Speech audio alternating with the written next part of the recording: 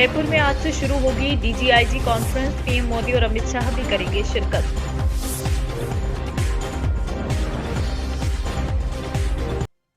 केंद्र सरकार टैक्स भुगतान में कर्नाटक के साथ कर रही अन्याय, सीएम सिद्धरमैया का आरोप।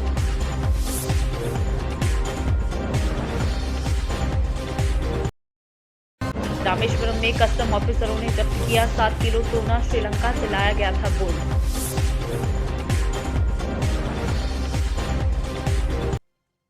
दिलबाग सिंह के घर छापे में मिला 5 करोड़ कैश, 300 कारतूस भी हुए बरामद।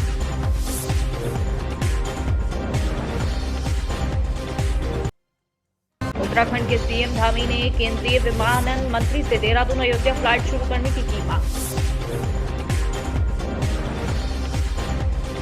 अहमदाबाद के जुहापुरा में शब्बीर गांधी नामक एक बुजुर्ग पति को गिरफ्तार किया गया है, जो जीपीएस ट्रैकर की मदद से अपनी पत्नी की जासूसी कर रहा था। पति पत्नी के बीच पिछले 5 साल से चल रहे विवाद के चलते 70 साल के एक बुजुर्ग द्वारा अपनी पत्नी और बेटी की जासूसी करने के लिए अपनी कार में जीपीएस लगवाने का मामला सामने आया है। खुलासा हुआ कि बुजुर्ग के मन में शक था। शक दूर करने के लिए हरकत की गई। 70 वर्षीय शब्बीर गांधी ने अपनी पत्नी की जासूसी के लिए उसकी कार में जीपीएस ट्रैकर लगाया। पिछले कुछ महीनों से शिकायतकर्ता ने साइबर क्राइम में शिकायत दर्ज कराई थी। कोई व्यक्ति महिला का पीछा कर रहा था, जिसके कारण शब्बीर गांधी की संलिप्तता सामने आई। जबकि साइबर क्राइम ने जीपीएस ट्रैकर की जांच की, इसलिए पुलिस ने उसे गिरफ्तार किया है। शब्बीर गांधी से पूछताछ करने पर पता चला कि बुजुर्ग दंपत्ति में पिछले 5 साल से झगड़ा चल रहा था और 4 से 98 का मामला भी कोर्ट में चल रहा था। गुजारा भत्ता का भी आरोप है। शब्बीर गांधी को अपनी पत्नी और बेटी पर शक था। यही पता लगाने के लिए उन्होंने ये कृत्य किया।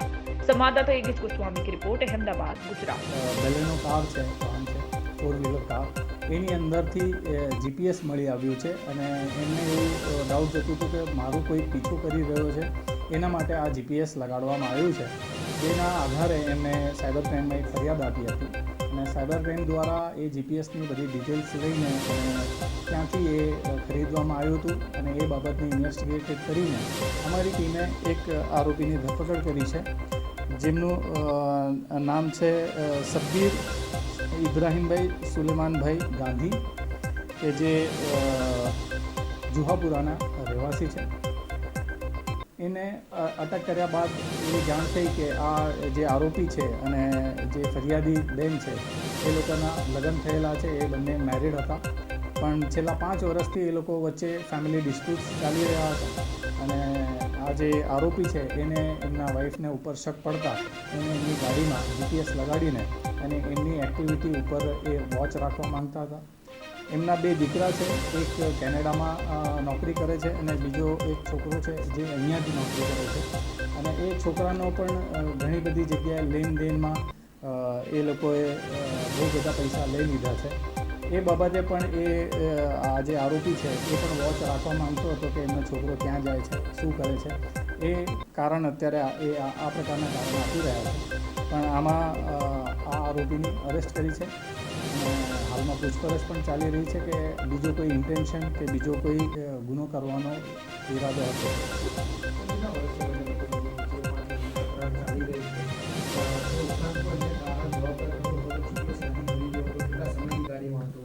આરોપીની પૂછપરછમાં ફક્ત એટલું જાણવા મળ્યું છે કે છેલ્લા 5 વર્ષથી એ લોકો અલગ રહે છે।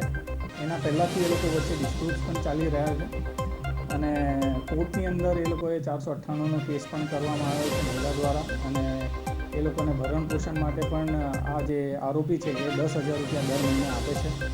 એટલે આ ફેમિલી ડિસ્પ્યુટ્સ છેલ્લા ઘણા સમયથી એમનો ચાલી રહ્યો છે।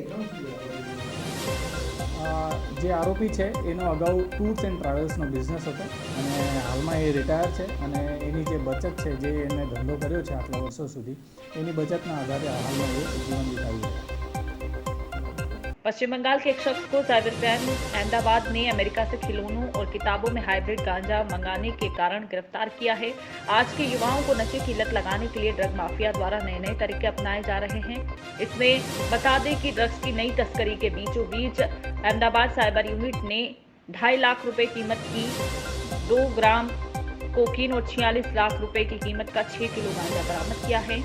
जांच में पुलिस ने पश्चिम बंगाल का लिंक भी प्राप्त किया। विवरण के अनुसार पुलिस को डार्क वेब और सोशल मीडिया का उपयोग करके पश्चिम बंगाल में अमेरिका और कनाडा जैसे देशों से ड्रग्स और गांजा जैसे मादक पदार्थों को अलग अलग पते पर लाने का एक लिंक मिला। जिस पर पुलिस को आज सफलता मिली है और एक शख्स को गिरफ्तार किया गया। संवाददाता यज्ञेश गोस्वामी की रिपोर्ट, अहमदाबाद, गुजरात। અગાઉ થોડાક સમય પહેલાં સાયબર ક્રાઇમ દ્વારા એક ઓનલાઈન એનડીપીએસનો કેસ શોધવામાં આવ્યો હતો, જેમાં ફોરેનથી અહીંયા પાર્સલ આવતા હતા અને એ પાર્સલને અહીંયા લોકો રિસીવ કરીને અને એ પાર્સલની અંદર ડ્રગ હોતા હતા. આ પ્રકારની ઇન્ફોર્મેશનના આધારે સાયબર ક્રાઇમ દ્વારા રેડ કરવામાં આવી અને 20 પાર્સલ કુલ જપ્ત કરવામાં આવ્યા હતા. એ જ પાર્સલનું આગળ ઇન્વેસ્ટિગેશન ચાલી રહ્યું છે, હાલમાં પણ ચાલી રહ્યું છે. એમાંથી કુલ 4 પાર્સલ એવા હતા કે જે ભાવનગર, રાજકોટ, બગોદરા અને બોટાદ એ જગ્યા ઉપર ડિલિવર થવાના હતા. એ ઇન્ફોર્મેશન અને એના અમુક જે એડ્રેસ છે અને મોબાઈલ નંબર્સ છે એના આધારે અમારી ટીમે ડિટેલ એનાલિસિસ કરી અને આગળ ઇન્વેસ્ટિગેશન કરીને એમાં એક આરોપીની ધરપકડ કરી છે, જેનું આમાં ડાયરેક્ટ ઇન્વોલ્વમેન્ટ છે. આ 4 પાર્સલ એને જ મંગાવ્યા હતા. આ આરોપીનું નામ છે કાર્તિક સુખદેવસિંહ રાજવંશી, કે જે મૂળ કલકત્તાનો રહેવાસી છે. કલકત્તાના બર્ધમાન જિલ્લાના બર્ધવન પોલીસ સ્ટેશનનો રહેવાસી છે. આ આરોપી વેસ્ટ બેંગાલનો છે. એ અગાઉ 2009માં એક મર્ડરના ગુનામાં ત્યાં જેલમાં હતો અને જેલમાં જ અમુક એનડીપીએસના આરોપીઓ જોડે આ પ્રકારની મોડસ ઓપરેન્ડી એને ખબર પડી હતી અને એના કોન્ટેક્ટમાં આવ્યા હતા. એના આધારે આ લોકો ઓનલાઈન ગેમ પણ રમતા હતા અને અમુક અહીંયાના જે લોકો છે કે જે બગોદરા ભાવનગર પાસેના લોકો છે, જે ઓનલાઈન ગેમ થકી આ લોકોના કોન્ટેક્ટમાં આવ્યા અને એ લોકોએ આમને અહીંયાના લોકલ એડ્રેસીસ પ્રોવાઈડ કર્યા. એમને કહેવામાં આવ્યું હતું કે એક ફોરેનથી અમુક દવાઈના પાર્સલ આવવાના છે, એ